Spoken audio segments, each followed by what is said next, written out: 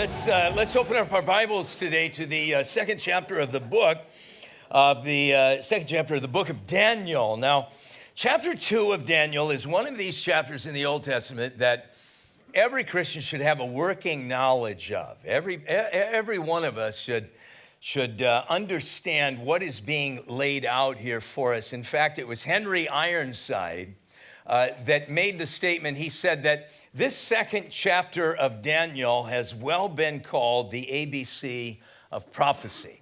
And he went on to say, he said, I suppose it contains the most complete and yet the most simple prophetic picture that we have in all of the Word of God. What we have in the second chapter of Daniel is the Lord laying out for us his plan throughout the ages. What is God's plan for man?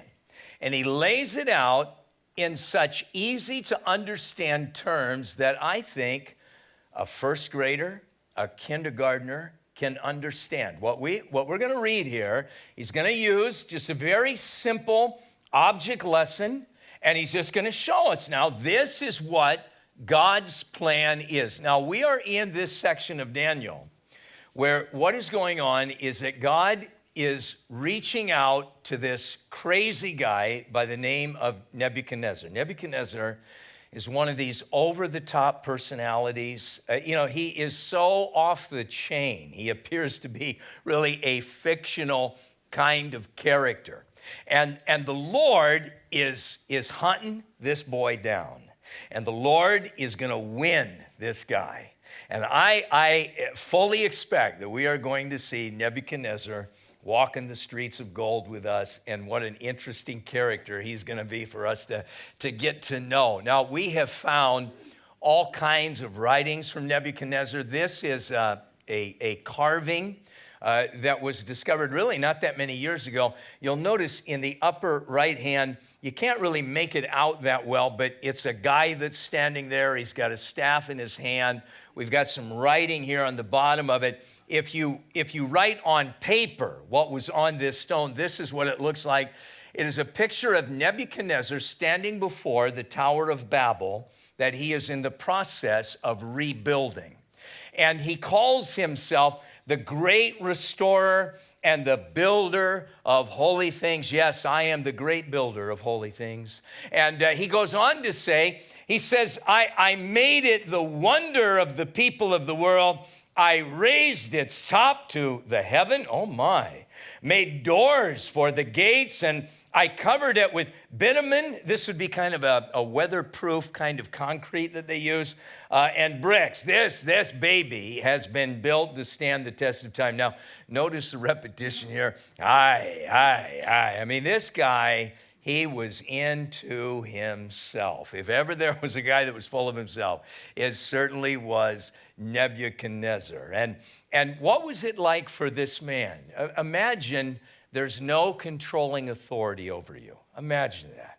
There is nothing and there is no one that can tell you no. Well, I don't think that would be a healthy thing for me. I don't know about you. But there's no law enforcement agency. There's nothing. I mean, this guy was a law to himself. All the laws I made last week, well, forget all of those. I'm coming up with new laws this week. Nobody disappointed this guy. You remember from last time, you disappoint this guy, you get chopped up into little bitty pieces. So here's a guy. He's going through life. Nobody tells him no. Nobody disappoints him. And what this man has to learn, as great as he was, and heaven is going to acknowledge this man as being great as he was, though there might not be a controlling authority on earth, there is a controlling authority in heaven. And this is the lesson that this man needs to learn, that as great and as awesome as he was, there is a greater still that one day he is going to give an answer to, and you and I are going to give an answer to. It doesn't matter how big a company you build. It doesn't matter how much money you got. It doesn't matter how important you are. You will answer to God. And this guy was going to have to learn this lesson in a very hard way. Now, God is trying to ease him into it, But he is so stubborn and so full of himself. It is going to take a ton of bricks to bring this boy around. Now, it starts out, God reaching out to this man starts out with a dream. And you remember that he calls in all of his wise guys. And he says, I got a problem here. And I imagine that this was a Halloween costume party that was beginning to amass before us, throwing their goofy hats and goofy robes. I mean, they're making up magic potions and they're talking to the dead and all kinds of crazy stuff. And Nebuchadnezzar says to these guys, you tell me what it was that I dreamed, and you tell me what the dream meant. And you remember there was this back and forth going on. The wise guys were saying, no, that's not how we do things around here, boss. You tell us the dream, and then we'll tell you what the dream meant. And of course, he's saying, if you really are connected the way you're claiming you're connected, you'll be able to tell me what I dreamed. And if you can tell me what it was I dreamed, that certainly is going to add to your credibility that you know what the interpretation of that dream is. Now, here's what I find interesting. All of these guys were full-blown into the occult. So this lets me know a couple of things about Satan. It lets me know, first of all, that Satan is not omniscient. Satan doesn't know everything. Second thing it lets me know is that Satan cannot read a person's mind. Satan can't read your mind, because he could have read Nebuchadnezzar's mind, and then he could have communicated that to these witch doctors that he had in front of him. But none of that happens. And finally, you remember that Nebuchadnezzar loses. All right, I'm going to kill every single one of you.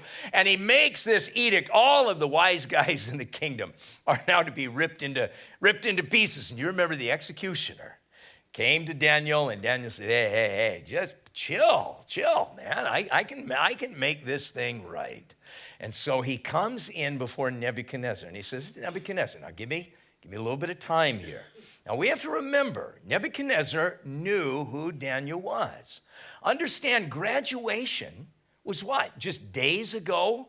Weeks ago at the most. I mean, and at graduation, you remember that Daniel had this personal interaction with Nebuchadnezzar, and Nebuchadnezzar's opinion of Daniel was what? This guy is 10 times smarter than anybody I got in my kingdom. Now, when somebody who you believe is 10 times smarter than anybody else you know, and they say to you, give me a few minutes and I'll come up with an answer, you tend to give them a few more minutes, because after all, they're 10 times smarter than anybody you know. And so Nebuchadnezzar says, all right, take your time, and you come back and you give me the answer. And so Daniel now comes back, and here's what's interesting. This guy, you remember, this guy's asking for two things. I want to know what I dreamed, and I want to know what the dream meant. Now, Daniel is going to come back, and he's going to say, you were only asking for two things. I'm going to give you four things. I'm going to give you four pieces of information that's going to blow your mind. You're asking for two, but my God is so awesome. My God will give you twice what you're asking for. And you remember the first thing that he told him was in verse 29, where he said, this is what you were thinking before you fell asleep. And again, I would have loved to have seen the face of Nebuchadnezzar. Are you kidding me? Wow, how in the world did you know that, young man? And so he told him what his very thoughts were before he fell asleep. Now, he's going to tell him three more things here, and we're going to pick this up now in verse 30. And he says to him in verse 30, he says, but as for me, he said, this secret has not been revealed to me because I have more wisdom than anyone living. But notice that he says here, for our sakes. Very interesting. God is working for more than just me. This is for our sakes here. He's going to keep me and my three compadres. He's going to keep us alive. Notice who make known the interpretation to the king, that he may know, that you may know the thoughts of your heart. Very interesting. This guy has an incredible connection with God. This guy has an incredible spiritual gift. Now let's notice something, how he operates his spiritual gift here. Notice that first of all, he recognizes that his spiritual gift is for the benefit of others. However God has gifted you, However, God has blessed you in some way with talents and abilities, whether they're natural talents or whether they're spiritual gifts, whatever they might be, God has made you the person that he's made you in order that others might benefit. Your gifting has not been given to you for the sole purpose of you just blessing yourself and so that you can just go through life with a blessed life. God has equipped you in certain ways so that you can use that giftedness to be a blessing to other people. And also notice now that even when he operates his gift, notice how he's spreading the love here.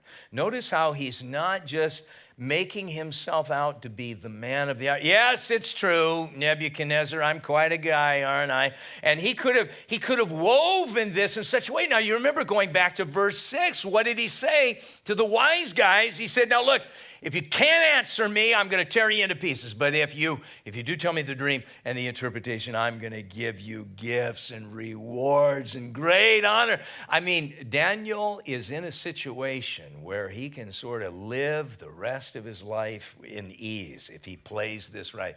But yet, notice what he does. It's not me. It's us. It's we, all right? We are the ones that have come up with this.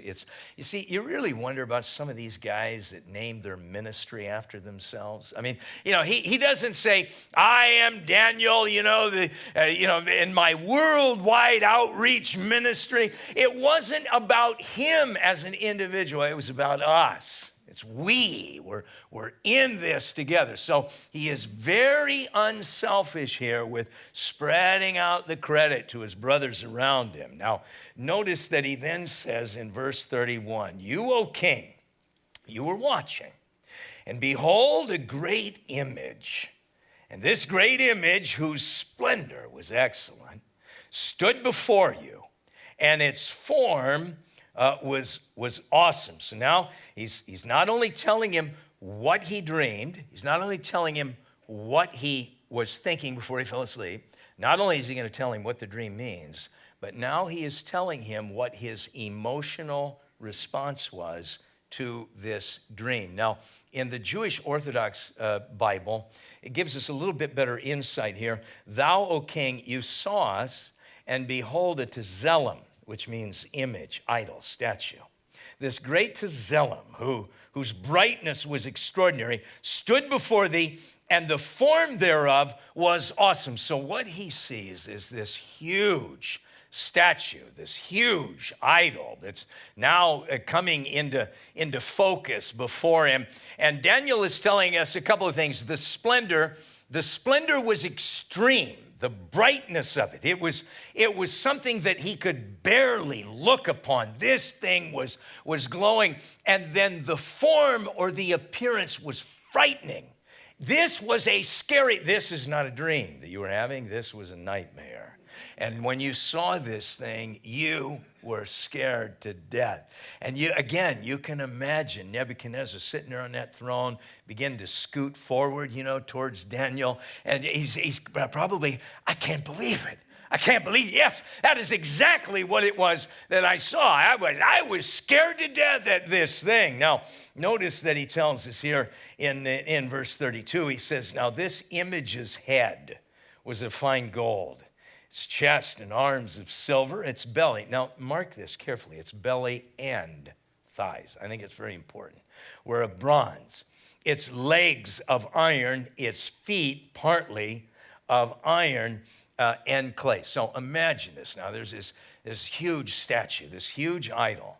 And so it starts out with gold at the top, and then it eventually ends up with a mixture of iron and clay in the bottom. So there's a descending order there, isn't there? There's a descending order of value. There's a descending order of importance there. And he's going to liken this now to 5 different kingdoms that are going to come on the scene. And with each of these kingdoms, there's going to be a descending in value. There's going to be a descending in power, a descending importance, and so forth. And so you saw this huge colossus, and it's made out of metal, and finally the feet down there, it's made out of clay and a mixture of iron. Then he says, And you watched while a stone was cut out without hands, which struck the image on the feet of iron and clay, and broke them in pieces. And then the iron and the clay and the bronze and the silver and the gold were crushed together. And they became like chaff in the summer threshing floors. And the wind carried them away so that there was no trace of them that were found. And the stone that struck the image, well, it became this great mountain, and it filled the whole earth. So he sees this. He's watching this colossus come towards him. And then all of a sudden he looks over there and he sees out of this mountain, this huge stone is being cut out. And then this stone is thrown at this thing, and it hits it in its feet. And once it hits it in its feet, then the thing begins to collapse. Notice how he kind of describes it now in reverse order. You got the clay and the iron, and then the bronze and the silver, and then the gold. So he described this thing standing from top to bottom, and now he's describing it as this thing begins to fall. And so this thing, it just becomes dust, and the wind just blows it all away. And then this stone, all of a sudden that stone starts growing. And it takes up the whole world. It just takes over the entire world. Then notice he says in verse 36, now, this is the dream. Now, we will tell you the interpretation. Notice again, we're gonna tell you. Now, Daniel's a spokesperson here. But again, notice, he's not a lone ranger. He's not taking credit. Look, this is the four of us. We're in this together, and we now are going to share with you the interpretation of this. So he says in verse 37, he says, now, you, O king, you are King of kings. For, now why is he King of kings? Why is he so awesome? For the God of heaven has given you a kingdom, power, strength, and glory.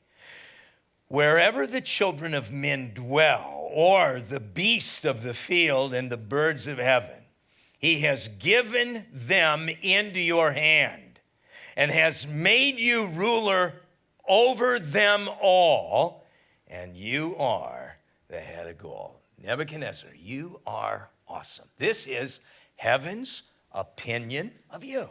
This is heaven's assessment of you. There is nobody that is as awesome as you. Now, why? Because you're such an awesome guy? No, because God has blessed you. You remember that Paul tells us, what do we have that we have not received? What do you got? What do you got that wasn't given to you by God?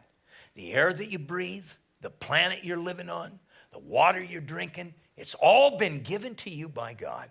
So why are we walking around as if we are hot stuff? You know, why are we walking around like we're just so cool and we're so awesome? And where would the kingdom of God be without us? Everything you have was a gift that was given to you by God. And so what he says to Nebuchadnezzar now, you are this head of gold. And of course, Babylon was a golden city. Very interesting that Jeremiah said Babylon was the golden cup in the hand of the Lord.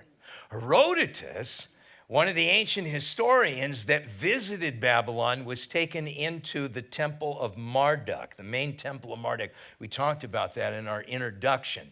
And he said that the sitting figure of Marduk was all of gold. Before the figure stands a large golden table, and the throne thereon it sits, and the base on which the throne is placed are likewise of gold. The Chaldeans told me that all of the gold together was 52,000 pounds. That's just in one of the shrines to Marduk.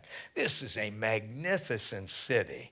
And so this is the king now that's sort of in charge of this golden city. Nobody like you, Nebuchadnezzar. Well, all good things got to come to an end, don't they? Notice verse 39, he says, but after you shall arise. Now, you're going to want to underscore this, because this is going to create a real problem in Nebuchadnezzar's mind. See, Nebuchadnezzar, we have the saying, too big to fail, in our culture. That bank is too big to fail. We got to prop that baby up. Well, Nebuchadnezzar viewed himself as being too big to fail. And Nebuchadnezzar could not imagine his kingdom ever vanishing away. And so that's gonna sort of lead us into chapter 3. But for now, after you shall arise another kingdom inferior to yours. You see, it's going down in value. Gold, silver, bronze. You see, there's a descending order going on here. It's gonna be inferior to yours. Then another, a third kingdom of bronze, which shall rule over all the earth. And then the fourth kingdom shall be strong as iron, inasmuch as iron breaks in pieces and shatters everything. And like iron that crushes, that kingdom will break in pieces and crush all others. So he says, all right, so after you now, we're going to have the arms and the chest.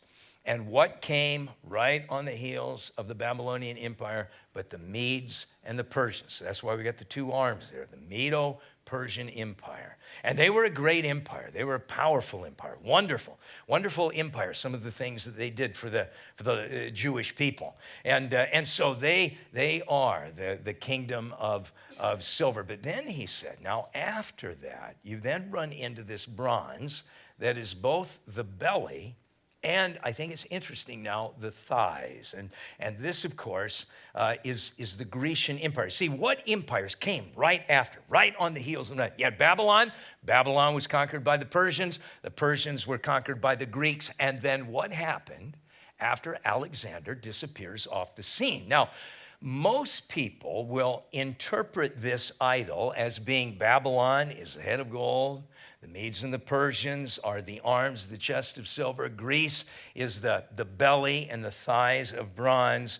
But then they say that Rome are these two legs. And of course, you know, you got the Eastern Empire and the Western Empire. But remember now, Rome didn't conquer Greece, right? Rome didn't come out of Greece. I mean, this is just bam, bam, bam. What's coming right after the very next one? Now, notice that we've got these two things that are coming out of the belly. We've got these two thighs that are there. There were two things that were coming out of the Grecian Empire. Now, I want you to notice very carefully one of the problems that you run into if you're going to say that the legs of iron is Rome, because what does he tell us here? He tells us that this fourth empire is going to crush all of the others. Well, who are the others? Who are the others? Well, the others are Babylon, Persia, and Greece. Now, did Rome ever crush Persia? They did not. This is the fullest extent of the Roman Empire. At 117 AD, this is as large as Rome was able to grow. And then notice in that upper right hand, we got the Parthians there. They never crushed the Persians. They never conquered the Persians. They never conquered Babylon. So how can you say the fourth kingdom is Rome? Now, what were the two things that came out of the Greek Empire? You had the Ptolemaic Empire and you had the Seleucid Empire. And these were two generals that took what they inherited from Alexander the Great, and they made it into these great empires, and the Seleucids started to take over, and the Seleucids did conquer Babylon. They did conquer the Persians. And so we've got these two things that are coming out of Greece, the Ptolemaic and the Seleucids, and eventually the Seleucids are conquering the Ptolemaics, and we're going to get into all of that as Daniel's going to be expanding on this in chapter 11. Now, notice what he says in verse 41. He says, whereas you saw the feet and toes, partly of potter's clay and partly of iron, the kingdom shall be divided. And yet the strength of the iron shall be in it, just as you saw the iron mixed with ceramic clay. And as the toes of the feet were partly of iron and partly of clay, the kingdom will be partly strong and partly fragile. As you saw that the iron was mixed then with another, just as iron does not, just as the iron and the clay, so that the kingdom will be partly strong, partly fragile. As you saw the iron mixed with ceramic clay, they will mingle with the seed of men, but they will not adhere to one another, just as iron does not mix with clay. And in the days of these kings, the God of heaven will set up a kingdom which shall never be destroyed, and the kingdom shall not be left to another people, and it shall break in pieces and consume all these kingdoms, and it shall stand forever. Inasmuch as you saw that the stone was cut out of the mountain without hands, and that it broke in pieces the iron and the bronze and the clay and the silver and the gold, the great God has made known to the king what will come to pass after this. And then notice what he says. The dream is certain and its interpretation is sure. Now, what he's telling us now is that out of Greece, you got the Ptolemaics, all right, in North Africa, they're in Egypt. And then you've got the Seleucids. They're in Turkey and Syria, Iraq, and Iran. These two, they didn't like each other. They're going to battle each other. Eventually, the Seleucids are going to win out. Now, he is saying that out of these legs of iron, then you end up with feet. And this feet has got a mixture where you got this clay and you got this iron, and it doesn't really mix that well together. And in the days that these kings are around, he said that there's going to be this great stone, and God is going to set up his kingdom, and his kingdom is never going to come to an end, and his kingdom is never going to be given over to anybody else. Now, it's interesting, in verse 43, he says that they will mingle with the seed of men. Now, there are Bible teachers that want to go back to that interesting time just before the flood, where there seemed to be some genetic manipulation going on, and they want to suggest that maybe that will happen again. Again, when we go to the Orthodox Jewish Bible of the Old Testament, they say this: and whereas you saw iron mixed with baked clay, so the zera, this would be seed, of the people will be a mixture and will not remain united, even as iron is not mixed with clay. You see, the seed that's being mixed together is the seed of people. It's not this human seed being mixed with something else. This is why the English Standard Version and the Revised Standard Version, that's why they translated that, and so they will mix one another in marriage. That in other words, you're going to end up with these 10 confederated kingdoms, and they're not going to really play together that well. They're not going to really mix together that well. It's going to be a very weak cohesion that's going on there. Now look, what we see in the Ptolemaic and the Seleucid Empire, it is, of course, the Muslim world. When you look at the Muslim world, the light green is the Sunni, the dark green is the Shia. And these two hate each other. These two despise one another. Now, I found this very interesting out of the London Telegraph. Iraq gives cash bonuses to Shia and Sunni couples. The Iraqi government is handing out $2,000 to Shia and Sunni couples who get married in an attempt to promote harmony between the religious sects, right? We gotta somehow get together, guys. We gotta get along. How are we gonna get along? I'm a Sunni, you're a Shia. All right, I'll give you my daughter, you give me your son, kind of a thing. And they're actually giving out money so that these couples, so that they can promote this idea. Understand, there is incredible hatred in the Muslim community for fellow Muslims. I know that in this country, what gets the press is Christian persecution. But you have to understand that the U.S. National Counterintelligence Center tells us this: in cases where the religious affiliation of terrorism casualties could be determined, Muslims suffer 82% of terrorism-related fatalities over the past 5 years. Muslims are 7 times more likely to be killed by terrorism.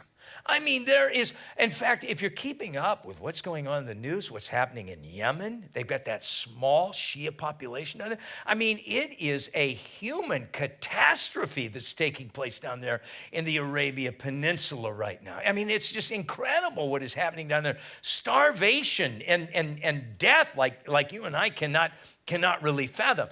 These two groups hate each other. They do not mingle well, but they will temporarily set aside their differences if they decide that they want to go after that which they hate more, which is the nation of Israel. And like we've been talking about in our study in 2 Thessalonians, there's going to be a guy that is going to be raised up. And this guy is going to be a part of this 10-nation confederation, probably named for us out of Psalm 83. And this 10-nation confederation will lay aside their differences for a time in order that they might destroy the land of Israel. Of course, they're going to kill 2/3 of them. And it is going to be in the days of that confederation that the Lord Jesus Christ is going to return. He's going to set up his kingdom, and it is going to go on forever and ever. Well, notice now how Nebuchadnezzar, how he responds to all of this in verse 46. Then King Nebuchadnezzar fell on his face, prostrate before Daniel, and commanded that they should present an offering and incense to him. And the king answered Daniel and said, truly, your God is the God of gods, the Lord of kings, the revealer of secrets, since you could reveal this secret. And then the king promoted Daniel and gave him many gifts and made him ruler over the whole province of Babylon. And notice now, the chief administrator over all the wise men in Babylon. Uh-oh, that's got trouble written all over it, doesn't it? You put a newbie in charge of the veterans, they're not going to like that one bit, are they? Well, we're going to see that's going to create some problems in some of our latter chapters. And so Daniel, he petitioned the king, notice this, to set Shadrach, Meshach, and Abednego over the affairs of the province of Babylon.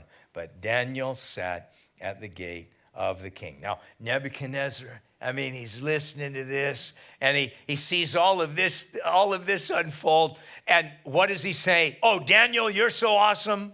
Oh, Daniel, you're so great. No, what does he say? Your God is, right? Your God is the God of gods, the Lord of kings, and of course, the revealer of secrets. Now, what was Daniel doing? Daniel was being obedient. An Old Testament character is being obedient to a New Testament commandment of Jesus, who said, so let your light shine before men, that when they see your good works, they glorify your Father that is in heaven. Now, we've just had a demonstration of that, haven't we? Here is a guy, greatly, but what an incredible gift this guy's got. What an incredible connection this guy has with the spiritual realm. And as you go through there, notice that there's no boasting. There's no, well, you gotta pray a lot, you gotta fast a lot, you gotta have a lot of dedication to be somebody like me. In fact, the only time that he talks about himself here is that notice that he says, look, God hasn't done it because I'm better than anybody. God hasn't given me this because somehow I'm greater than anybody else. Notice how even at the end here, what is he doing? He's making sure that his three buddies are being lifted up as well. His main objective in life was not, oh, I got to be lifted up. Oh, I got to be crowned king. I got to be the great one here. But he makes sure that his brothers, in their service to the Lord, he makes sure that they are being lifted up as well.